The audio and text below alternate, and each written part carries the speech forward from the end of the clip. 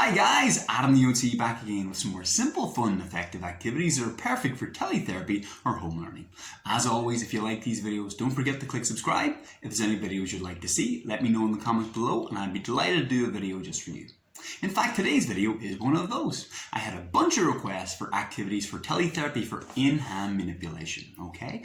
OTs, we do a lot of this area because it's really important for dressing skills, fine motor activities, writing, and a whole bunch of skills that are really important in development, okay?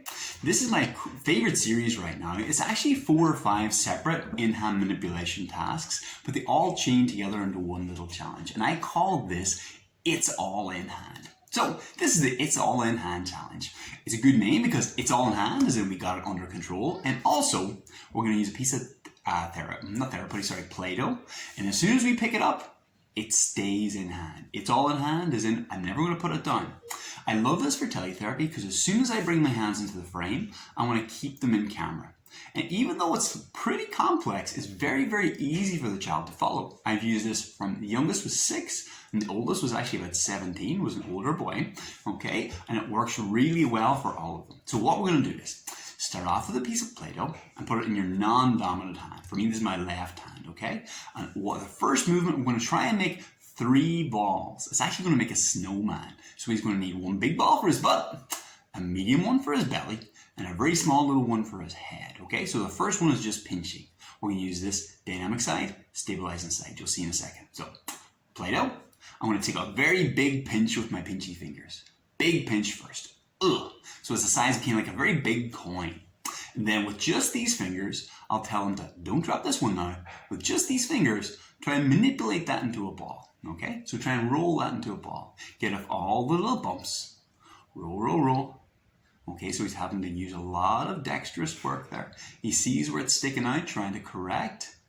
And then when I have that roughly into a ball, what he's going to do is squirrel that away. So try and hide it from the finger to palm translation, we call it an OT, which means bring it from the fingertips into his hand, hide it under these 2 fingers, okay? Hello, there it is, okay? So he's going to keep it in his hand, he's not going to drop it. Next, we're going to take a medium pinch for his belly. Okay, let's take a medium pinch. Now it's got to be smaller than the first one. So he has to kind of measure it, plan for it. Pinch, okay? That feels a little bit too big to me. I want to give some of that back, okay? So that's my medium pinch. All right, so it's just a little bit bigger than the pad of my thumb. Roll into a ball.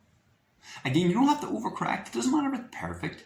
You just want them to gauge one really big one. Then one medium one that's a bit smaller. And so we have to do that motor plan and gauge. Roll into a ball again with these fingers. You'll notice the pencil grip fingers I'm using. Beautiful. When it's roughly a ball, let's bring him in to join his friend. So squirreling away in his palm, joins the other boy, and hide them under the fingers. Hide, hide, hide. And I've still got these 2 left, okay? So, the last one, let's do a little baby pinch for his head. Pinch, a tiny little pinch. On roll into a ball. Roll, roll, roll. Easy peasy. So I've got it in his head now. Alright? So we had pinching, lovely grips, lovely manipulation with these pencil grip fingers, with nice kind of motor planning and modulation because we don't want to squish too hard, and hide in your hand again, okay? Now here's the real fun part I like a lot, okay? I'm going to take the child to look at me. Stare at me, don't look at their hand.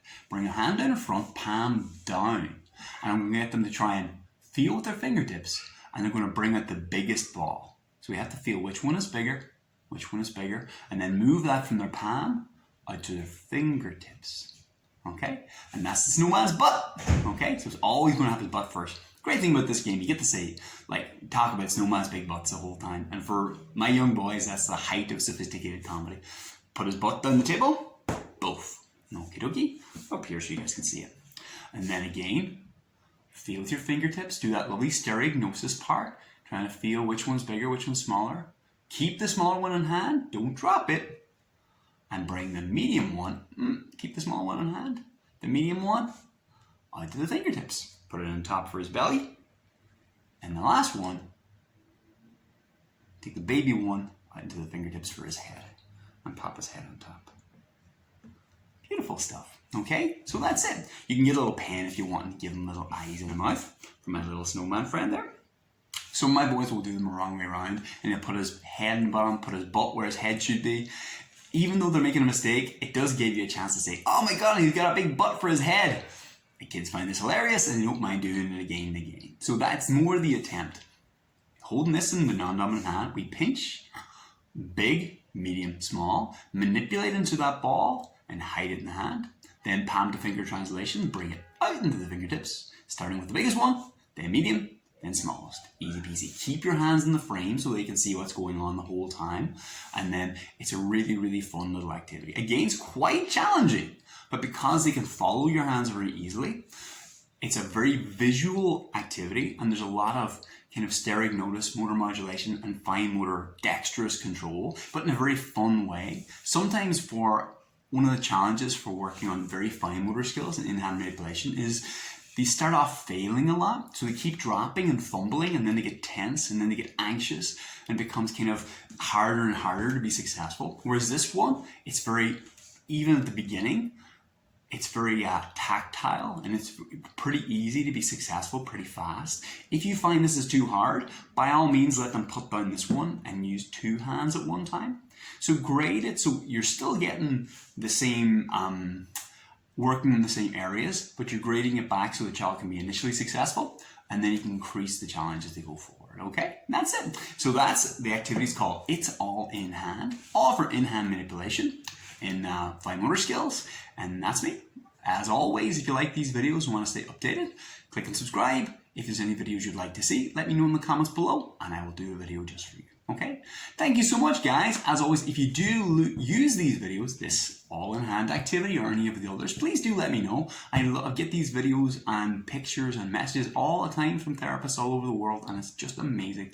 So thank you so much for anyone using my materials. I'm so happy that you find them useful. And until next time, that's Adam the OT.